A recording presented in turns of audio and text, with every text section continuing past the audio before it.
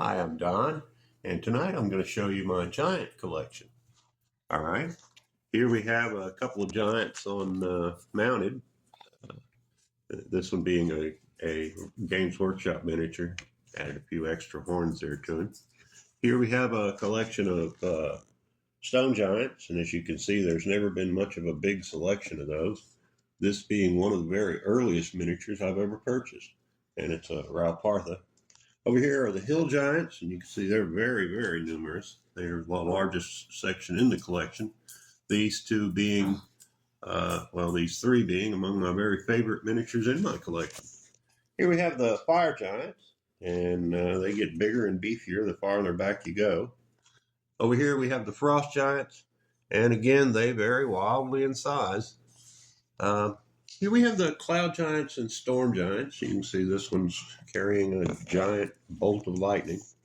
Here we have the cyclopses, the old one eyes, as it were. Here we have the Ettins, and in the Ettins you'll find the oldest giant that I have, rather marvelously sculpted, don't you think? And one of the rarest pieces, which is the Three Stooges Ettin. Very, very rare miniature. Over here we have the big boys. There are two miniatures in this group I'd like to point out. The first is the first Citadel Giant. This big fella came out back all the way into the early 90s, and he came with several head options and hand options, etc. And over here we have the Grenadier Giant, largest one they produced.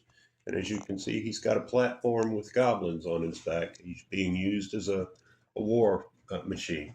Anyway, I hope you enjoyed looking at the miniatures as much as I enjoyed showing them to you. And we'll call that a good night.